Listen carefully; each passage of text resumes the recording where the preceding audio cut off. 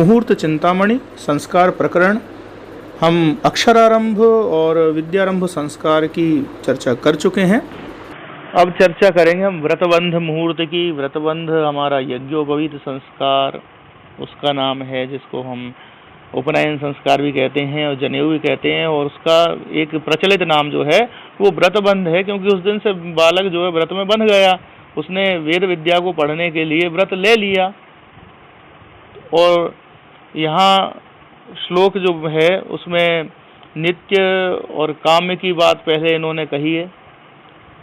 तो नित्य मतलब हम जो नियमानुसार व्रतबंध होना चाहिए जिस उम्र में बच्चे का, और काम्य मतलब जब हमें कोई उस बच्चे को बहुत टैलेंटेड बनाना है तो समय से पहले ही उसको पढ़ाना चालू कर देना चाहिए, ऐसा एक संकेत करते हुए तो कब करना चाहिए उसको लेकर काम्य कह रहे हैं। और आखिरी में गौण भी बता दिया है कि जो थोड़े कम महत्व का काल है। तो विप्राणाम व्रतबंधनम निगदितम गर्भात् जनेर्वाष्टमे वर्षे वाप्यथ पंचमे क्षितभुजाम षष्ठे तथैकादशे वैश्यानाम पुनरष्टमेप्यथ पुनः स्यात् द्वादशे वत्सरे कालेथ द्विगुणे गते निगदितम गौणम तदाहुर्बुधा। विप्रों का, ब्राह्मणों का जो व्रतबंध है वो कब करना चाहिए? गर्भात् जनेर्वाष्टमे, तो गर्भ से या जन्म से, दोनों प्रकार से इन्हें देखने की बात कही है। तो यहाँ सामान्यतः तो जो है जन्म से ही लोग देखेंगे, गर्भ से तो देखेंगे नहीं। तो 8वें वर्ष में, वाप्यथ पंचमे या 5वें वर्ष में। तो यहाँ कह रहे हैं कि अत्र नित्यम काम्यम तावद उच्यते, तो नित्य और काम्य दोनों प्रकार की बात कर रहे हैं। तो जैसे ब्राह्मण के लिए जो 8 वर्ष कहे गए हैं वो नियमानुसार 8 वर्ष में ब्राह्मण बालक का यज्ञोपवीत संस्कार होना चाहिए। लेकिन काम्य काल मनु ने कहा है तो ब्रह्म वर्चस्व काम से कार्यम विप्रस्य पंचमे। अगर अपने बच्चे में ब्रह्म वर्चस्व, ब्रह्म तेज की प्राप्ति चाहता हो पिता, तो 5वें वर्ष में ही उसका यज्ञोपवीत कर दे। जबकि ब्राह्मण का कहा कितने में? 8 वर्ष में। क्योंकि नारद का जो वचन है, आधानादष्टमे वर्षे जन्मतो वाग्र जन्मनाम राज्ञाम एकादशे मौंजी वंदनम द्वादशे विषाम इत्यादि। तो यहाँ जो बात आ रही है वर्ष की, अब क्षितिभुजाम षष्ठे तथैकादशे, राजा अर्थात क्षत्रियों के लिए कहा षष्ठे तथैकादशे। अगर काम्य प्रयोग करना है, राज्यों बलार्थिना षष्ठे, बल चाहते हैं अपने बच्चे में राजा लोग, तो 6ठे साल में ही उसका यज्ञोपवीत कर दें, अन्यथा 11 वर्ष में, 11 साल में कहा गया। वैश्यानाम पुनरष्टमेप्यथ, और वैश्यों के लिए 8 वर्ष और पुनः स्यात् द्वादशे वत्सरे, और 12वें वर्ष की बात आई है। तो 12वां वर्ष नित्य है लेकिन काम्य है 8वां वर्ष। वैश्यस्यार्थिनो अष्टमे, अगर पैसा ज़्यादा चाहते हैं, अपना बच्चा खूब कमाई करे, तो 8वें वर्ष में ही वैश्य उसका व्रतबंध करवा दे। कालेथ द्विगुणे गते निगदितम गौणम तदाहुर्बुधा, और ये काल को दोगुना कर दें तो वो गौण काल कहा गया। जैसे ब्राह्मण के लिए 8 वर्ष है तो 8 दूनी 16 वर्ष तक की अवस्था गौण काल कही जाएगी। उसके बाद तो फिर काल पूरी तरह से निकल गया, फिर कुछ भी करते रहो, कोई जनेऊ का फिर महत्व नहीं है। आषोडशात ब्राह्मण से सावित्री नाति वर्तते, सावित्री 16 साल से ऊपर ब्राह्मण की नहीं जाती है। सावित्री पतिता व्रात्या भवंत्यार्य विघरिता, तो वो आर्य बचता ही नहीं है, वो सावित्री से पतित मान लिया जाता है। कितने ही जनेऊ कराओ आप, फिर कोई मतलब नहीं बचा। इसलिए जनेऊ की महिमा भी खत्म हो गई धीरे धीरे करके, क्योंकि नियमानुसार हो ही नहीं रहे, उस उम्र में हो ही नहीं रहे, सब विवाह के आसपास करने लगे हैं, अधिकांशता जो परंपरा चली है। तो ये गौण काल की जो चर्चा यहाँ पर करी गई, 11 वर्ष क्षत्रियों के लिए था तो 11 दूनी 22, इस प्रकार से हम देखेंगे। और वैश्यों के लिए जो 12 साल की बात थी तो 12 दूनी 24। इस प्रकार गौण काल क्षत्रियों और वैश्यों के लिए भी कहा गया है। गौण काल और मुख्य काल, तो नित्य, काम्य और गौण 3 प्रकार के काल हमने यहाँ देखे थे। तो नित्य जो नियमानुसार जो अवस्था बताई गई है वो, जैसे ब्राह्मण के लिए 8 वर्ष कही गई। काम्य कि बच्चे को ब्रह्म वर्चस्वी अगर बनाना है ब्राह्मणों को तो 5 वर्ष में ही कर देना चाहिए। और गौण काल जो नित्य काल का 2 गुना है, जैसे 8 दूनी 16 वर्ष की उम्र तक गौण काल कहा गया। उसके बाद फिर कोई मतलब ही नहीं है, आप चाहे जब करवाओ जनेऊ, फिर उतना उसका कोई धार्मिक आधार पर कोई पुण्य नहीं होगा। अब नक्षत्र आदि को बताते हैं। क्षिप्र ध्रुवा हि चरमूल मृदु त्रिपूर्वा रौद्रेर्क विद गुरु सतेन्दु दिने व्रतम सद द्वित्रीषु रुद्र रविदिक प्रमिते तिथौ च कृष्णादिमत त्रिलवके पिनचापराहणे। 40वां श्लोक है। अब यहाँ क्या बता रहे हैं नक्षत्र, तो हमारे टीकाकार लिखते हैं कि नन्विदमयुक्तम प्रतिभाति। ये तो भैया कुछ अजीब सी बात लगती है। त्रैवर्णिकस्य त्रिविधमपि कालम अविधाये दानीमेतेषु मासेषु व्रतबंधा कार्य इति वक्तुम उचितम। भाई तीनों वर्णों के 3 प्रकार के जो बताए काल, नित्य के लिए क्या, काम्य के लिए क्या, गौण काल क्या, तो ये बताने के बाद आपको ये कहना चाहिए था कि भाई फलाने मास में व्रतबंध करोगे तो ये फल होगा, तो इस प्रकार बोलना तो ठीक रहता। तद विहाय यह छोड़ करके नक्षत्रायुक्त में चेत, तो नक्षत्र की बात यहाँ जो कह रहे हैं तो वो नक्षत्र अद्युक्तम इति, ये जो है यहाँ पर जो नक्षत्र की बात है वो युक्त नहीं है। तो कहते हैं भाई कि ये तो शंका उत्पन्न हुई है। अब इस शंका का समाधान कैसे करते हैं, अपने जो चाचा हैं उनका बचाव किस प्रकार गोविंद दैवज्ञ कर रहे हैं। बोले अहो देवानां प्रियस्य महरज्ञान विलसितम। अरे देवताओं के प्रिय, आपको सबको पता होगा देवानाम प्रिय जब से अशोक की संज्ञा हुई तो बौद्धों से इतर जो समाज था विशेषकर सनातनी, उन्होंने देवानाम प्रिय को मूर्ख के अर्थ में माना। तो कह रहे हैं अरे मूर्ख, वाह रे तेरा ज्ञान। यत गीर्वाणाम प्रतिष्ठा इत्यादि पद्यम बुद्ध्वा च जागरीति तरामिति। भाई गीर्वाण अम्बु प्रतिष्ठा इत्यादि उसमें व्रतबंध की बात भी आई थी, और वहाँ जो बात थी यह तो द्विविधा काल उत्तरायण रूपो दक्षिणायन रूपश्चेति, तो उत्तरायण और दक्षिणायन 2 प्रकार के जो काल की चर्चा करते हैं तो वहाँ कह के ही आए कि भाई उत्तरायण में करना चाहिए, दक्षिणायने व्रतबंध निषेधाद उत्तरायणे मास षटकात्मकम प्रशस्तमित्यर्थादगम्यत एव। भाई दक्षिणायन में नहीं करना चाहिए व्रतबंध इत्यादि कार्य। ये जो है गीर्वाण अम्ब प्रतिष्ठा इत्यादि श्लोक जो हम पिछले अध्याय में हम पढ़ के आए हैं, तो वहाँ आपको ये चीज मिल रही है। तो मास की चर्चा बोले अपने आप हो गई ना। उत्तरायण में जो 6 महीने होते हैं उन 6 महीनों में प्रशस्त है, तो बोले अलग से कहने की क्या जरूरत है कि कौन से मास में करें। अब फिर कहते हैं यथा अभक्ष्यो ग्राम्य सूकरः इत्युक्ते आरण्यः सूकरो भक्ष्य इति गम्यते। भाई ग्राम्य सूकर जो गांव का सूअर है, जो विष्ठा से सेवन करता है, कीचड़ में पड़ा रहता है, उस सूअर को बोले अभक्ष्य है। जो मांसाहारी हैं वो भी उस सूअर को नहीं खाते हैं, ग्राम्य सूकर को। इससे क्या अर्थ लगाते हैं, तो बोले जो वन सूकर है वो भक्ष्य है, तो जो मांसाहारी लोग हैं वो जंगली सूअर को खा जाते हैं। तो अब इस उदाहरण से समझा रहे हैं कि भाई इसी प्रकार दक्षिणायन में नहीं करने का मतलब क्या हुआ कि उत्तरायण में करना चाहिए। अब आगे वो कहते हैं कि भाई चलो हम मास बता ही देते हैं, भले ही हमारे चाचा ने नहीं लिखा, हम बताते हैं पुराने आचार्यों के आधार पर कैसे। तो वशिष्ठ का वचन कोट किया, विप्राणाम उपनयनम वसंत समये धराधिनाथानाम ग्रीष्म ऋतौ शरद विषाम मासाः साधारणाश्च माघाद्या। ये कह रहे हैं कि ब्राह्मणों के लिए उपनयन के लिए वसंत ऋतु मतलब चैत्र वैशाख महीना ठीक है, धरानाथ के क्षत्रियों के लिए ग्रीष्म ऋतु ठीक है। तो यहाँ ज्येष्ठ आषाढ़ की बात आ रही है। और शरद ऋतु जो है उसके जो महीने हैं वो आपके कहला रहे हैं वैश्यों के लिए ठीक।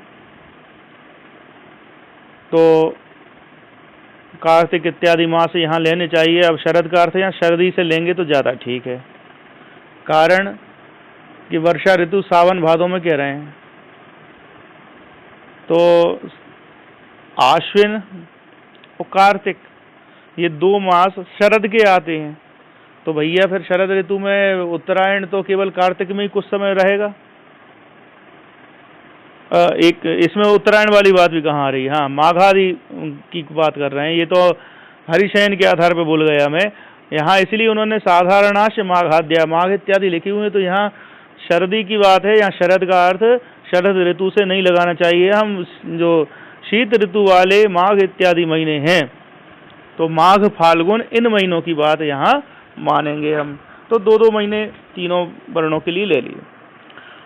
अब इसके अलावा एक एक महीने का फल अलग से भी मिल जाता है अन्य ग्रंथ नारद के अनुसार। जैसे स्वकुलाचार धर्मज्ञो माघ मास हेतु फाल्गुने, माघ में या फाल्गुन में उपनयन होगा तो अपने कुल और आचार धर्म के धर्म का पालन करने वाला होगा वो बटुक। विधिज्ञश्चार्थवांश चैत्रे वेद वेदांग पारगः, और चैत्र में होगा तो विधिवान होगा और वेद वेदांगों को जानने वाला होगा। वैशाखे धनवान, वैशाख में वो धनी होगा। वेद शास्त्र विद्या विशारदा, और वेद शास्त्र को जानने वाला होगा। उपनीता कुलाढ़्या स्यात् ज्येष्ठे विधिवदाम वरः, और ज्येष्ठ में बोले कुलाढ़्य होगा, कुल से संपन्न होगा और विधि को जानने वाला होगा। अब कहते हैं कि कुछ और महीनों की बात अन्य ग्रंथों से चंडेश्वर इत्यादि से मिलती है। तो माघे द्रविणशीलाढ़्या फाल्गुने च दृढ़व्रतः, माघ में अगर उपनयन होता है तो द्रविण मतलब धन के शील से युक्त, मतलब धनी होगा। फाल्गुन में दृढ़ वृत्ति रहेगा, तो दृढ़ व्रत का अर्थ कि भाई वो अपने नियम पे बिल्कुल पक्का रहेगा। चैत्रे भवति मेधावी, स्पष्ट है। वैशाखे कोविदो भवेत, तो वैशाख में कोविद होता है। कोविद मतलब विद्वान, या कोविड मत समझ लेना आप। ज्येष्ठे तु गृहनीतिज्ञ आषाढ़े क्रतुभाग भवेत, ज्येष्ठ में गृह नीति को जानने वाला होगा, घर की नीति को, और आषाढ़ में यज्ञ को जानने वाला, यज्ञ को करने वाला होगा। मार्गशीर्षे भवेत भ्रष्टा शेषे दुःखम आपनुयात्, लेकिन मार्गशीर्ष मास में वो भ्रष्ट हो जाएगा और बाकी जितने महीने हैं उनमें सब में दुख पाएगा। तो भ्रष्ट का अर्थ मतलब उपनयन का जो औचित्य है कि भाई वेद विद्या को ग्रहण करे, उसका संरक्षण करे, तो उस वेद मार्ग से वो पतित हो जाएगा। अब मूल श्लोक पे लौटते हैं। यहाँ कह रहे हैं कि क्षिप्र संज्ञक गण बताया इन्होंने। अच्छा, तो हस्ताश्वि पुष्याभिजिता, ये नक्षत्र हो गए हस्त अश्विनी पुष्य और अभिजित। ध्रुव गण में उत्तरात्रय रोहिणी, और तीनों उत्तरा और रोहिणी। अहि मतलब सर्पों का नक्षत्र। आश्लेषा चरगण में हमारे हैं स्वात्यादित्य श्रुते स्त्रीणी, स्वाति पुनर्वसु आदित्य के आधार पर, और श्रवण धनिष्ठा सतभिषा श्रुते त्रीणी। मूल नक्षत्र दिया हुआ है मृदुगण में मृगांत चित्ता मित्रक्षम, ये गण हो गए, नक्षत्र हो गए। त्रिपूर्वा तीनों पूर्वा, और रौद्र रुद्र का नक्षत्र आर्द्रा। और यहाँ आप देखें तो काफी सारे नक्षत्र यहाँ पर आ गए हैं, क्योंकि क्षिप्रगण, ध्रुवगण, चरगण और मृदुगण चारों शुभ गण आ चुके हैं। और जो अशुभ गण हैं उनमें भी तीनों पूर्वा तो आई गए। पूर्वात्रयम याम्य मघे, तो यहाँ पर यम का नक्षत्र भरणी और मघा नक्षत्र छूटा हुआ है, बाकी तीनों पूर्वा यहाँ से उठ के आ गए। ऐसे ही जो तीक्ष्ण गण है उसमें से भी रुद्र का नक्षत्र आर्द्रा निकल के आ गया है। ऐसे ही हमारे मूल भी निकल के यहाँ पर आ गया, मूलेन्द्र आर्द्रा ही भम, और अहि वो भी आ गया। तो मतलब पूरा का पूरा आपका ये तीक्ष्ण गण भी यहाँ आ गया है। तो जो बचे हुए नक्षत्र हैं साधारण गण के कृतिका और विशाखा बचे हुए हैं, और जो उग्र गण है पूर्वात्रयम याम्य मघे, तो पूर्वात्रय तो ग्रहण की गई है, लेकिन यम का नक्षत्र भरणी और मघा ये नक्षत्र छोड़ दिए गए हैं। तो इन नक्षत्रों को छोड़ दे, बाकी सारे नक्षत्र ग्राह्य हैं। अर्क विद गुरु सिते इंदु दिने व्रतम सत, और सो अर्क मतलब रविवार, विद मतलब बुधवार, गुरुवार लिखा ही हुआ है, और सित मतलब शुक्रवार, और इंदु मतलब चंद्रवार सोमवार। तो कुल मिला के चारों शुभवार और साथ में रविवार भी, इनमें व्रत शुभ है। रवि को क्यों शुभ मान रहे हैं? क्योंकि यहाँ रवि आत्मा का कारक है, धर्म दृष्टि देने वाला है, इसलिए। द्वित्रीषु रुद्र रविदिक प्रमिते तिथौच, तिथियां कौन सी लें? तो बोले द्वितीया लें, तृतीया लें, इशु कामदेव के 5 बाण, तो पंचमी तिथि हो गई, रुद्र एकादशी हो गई, रवि से द्वादशी तिथि आ जाएगी क्योंकि द्वादश आदित्य हैं, और दिक दिशा से दशमी तिथि हो गई। और कहते हैं कृष्णादिम त्रिलवके, कृष्ण पक्ष की आदि जो त्रिलवक मतलब तिहाई है, मतलब प्रतिपदा से लेकर पंचमी तक। क्यों? क्योंकि उस समय चंद्रमा बलि होता है, पूर्णिमा के बाद 5 दिन भी वो आगे भी बलि देखने में आता है। तो इन तिथियों को आप ले सकते हैं। तो बाकी तिथियां केवल शुक्ल पक्ष की ग्रहण करेंगे हम, द्वितीया तृतीया इत्यादि, और कृष्ण पक्ष में प्रारंभ की जो तिथियां हैं, प्रतिपदा, द्वितीया, तृतीया, चतुर्थी और पंचमी। अस्वाभाविक है चतुर्थी हम नहीं लेंगे रिक्ता होने के कारण, इतना तो हम जानते ही हैं। और फिर कहते हैं न चापराह्ने, और अपराह्न काल में भी नहीं होना चाहिए आपका व्रतबंध मुहूर्त। अब आगे चलते हैं कि भाई पुनर्वसु नक्षत्र आपने गिन लिया, अदिति का नक्षत्र कह के आए हैं वहां पर, क्योंकि जैसे ही आपने ध्रुवगण लिया तो बात वहां पर उत्तरा रोहिण्यो, ये ध्रुवगण की बात थी। और जो चरगण था हमारा स्वात्यादित्य श्रुते स्त्रीणी, तो आदित्य वहां पर आ रहा था, लेकिन वो कहते हैं कि भाई पुनर्वसु नक्षत्र ब्राह्मणों के लिए ग्रहण करने योग्य नहीं है, क्योंकि राजमार्तंड ने लिखा हुआ है कि पुनर्वसु कृतो विप्रः पुनः संस्कार अर्हति। यदि पुनर्वसु नक्षत्र में चंद्रमा हो और उस समय ब्राह्मण का उपनयन संस्कार हुआ है तो उसको पुनः संस्कार की आवश्यकता पड़ती है, भले ही चंद्र तारानुकूलेषु ग्रहाब्देषु शुभेष्वपि, चंद्र तारा और अन्य ग्रह भले ही अनुकूल हों, लेकिन पुनर्वसु नक्षत्र होने पर ही वो कुछ ना कुछ ऐसा खराब कर जाएगा कि उसको पुनः संस्कारित होने की जरूरत होगी, उसका वो जो उपनयन संस्कार है वो भंग हो जाएगा। अब इसके बाद फिर कहते हैं देशाचार को बहुत ज्यादा महत्व देना चाहिए, ऐसी बात भी हमें वराह मिहिर के मत से मिली। हाँ, ये बात और है कि वराह मिहिर का जो मत यहाँ कोड किया हुआ है वो वराह मिहिर के संप्रति जो ग्रंथ हैं उनमें अभी तक मुझे देखने में नहीं आया है। संहिता में भी बहुत खोजा है और बृहद जातक में भी खोजा है, लघु जातक में भी खोजा है, और पंच सिद्धांत का गणित का ग्रंथ है उसमें खोजने की आवश्यकता है नहीं। और अन्य जो योग यात्रा समाज संहिता इत्यादि ग्रंथ हैं वो तो लुप्त प्राय हैं, केवल भट्टोत्पली टीका में उनके कुछ वचन मिलते हैं, तो हो सकता है ऐसे किसी ग्रंथ का ये रहा हो, अथवा मेरी अभी तक दृष्टि न पड़ी हो। तो वराह मिहिर लिख रहे हैं, उसको इन्होंने कोड किया है पीयूष धारकार ने, देशाचारस तावदादौ विचिन्त्यो देशे देशे या स्थिति सैव कार्या लोके दुष्टम पंडिता वर्धयन्ति दैवज्ञो तो लोकमार्गेण यायात। बोले देशा में जो आचार है उसको आप सबसे पहले ध्यान दो, देशे देशे या स्थिति सैव कार्या, जो आपके देश में अपने अपने देश में जो स्थिति होती है वही काम करना चाहिए जो हमारे देश की मान्यता है। लोके दुष्टम पंडिता वर्धयन्ति दैवज्ञो तो लोक मार्गेण यायात, जिसको लोक ने खराब कह दिया उसको ब्राह्मण जो पंडित मतलब विद्वान वो भी वर्जित करते हैं। तो दैवज्ञ को इसीलिए लोक मार्ग के आधार पर चलना चाहिए, लोक जैसा चल रहा है उस प्रकार से वो चले। तो जो मत श्रुति के थे, जो स्मृति के थे वो अपनी जगह हैं, लेकिन लोक मत का आपको ध्यान देना पड़ेगा। बहुत से बड़े बड़े प्रकांड विद्वानों के साथ ये हुआ है कि जब वो विवाह पढ़वाने गए तो गांव की अनपढ़ औरतों ने फैल कर दिया कि महाराज को कुछ नहीं आता। क्यों? क्योंकि महाराज बस विवाह की पद्धति पढ़ के बैठे थे, लेकिन लोकाचार नहीं जानते थे, तो लोकाचार में फैल हो गए। अब आगे बात आई कि पंचशलाका चक्रे पाणिग्रहणे भवति च विधिरुक्ता शस्त्र शुभमित्र कृतः सप्तशलाकाज इतरत्र इति। तो वशिष्ठ ने जो बात कही है कि पंचशलाका जो है विवाह में विचार करना चाहिए, अन्य जो वेद दोष हैं उनको आप अन्य कार्यों के लिए आपको सप्तशलाका पे देखना चाहिए।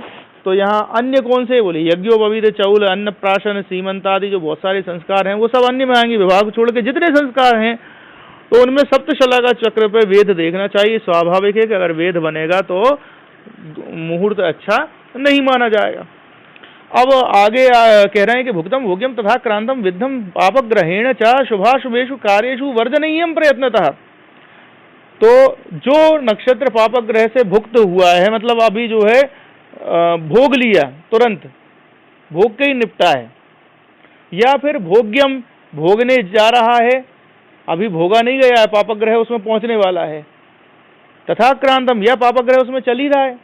3 प्रकार हो गए। विद्धम पापग्रहेण च, विद्धम मतलब वो जो वेद सप्तशलाका या पंचशलाका चक्र बनाने पर जो सामने वाला जो नक्षत्र है उस चक्र पे, उस नक्षत्र में पापग्रह होने पर ग्रह आपका नक्षत्र जो है विद्ध कहलाएगा। तो बोले ऐसे 4 प्रकार के पापग्रहों से दुष्प्रभावित नक्षत्र होते हैं, इनको शुभ कार्यों में वर्जित करना चाहिए। वो कहते हैं यस्याविधान नक्षत्रम विद्धम क्रूर ग्रहेण तू देशो ग्रामा पुरम सैन्यम नरो नारी विनश्यति। जिसके जन्म नक्षत्र में ये स्थिति या जिसके कार्य विशेष के समय ये नक्षत्र अगर विद्ध है क्रूर ग्रह से, तो देश का, ग्राम का, पुर का, सेना का, नर और नारी इनका सबका नाश होगा। फिर कहते हैं वेद इत्युपलक्षणम, वेद तो उपलक्षण की बात है। तेन युति लत्ता पातादयो विवाह उक्ता दोषा अभित्याज्य, विवाह में जो दोष कहे गए हैं 21 प्रकार के, उन सभी दोषों को आपको अवॉइड करना चाहिए। हमारे व्रतबंध में भी पूरी व्रतबंध की परंपराएं, वही मड़वा डलना, सब कुछ, हल्दी वगैरह, पूरी परंपराएं लोक में हमारी विवाह के हिसाब से इसमें भी चलती हैं। शेष चर्चा हम अगले भाग में करेंगे।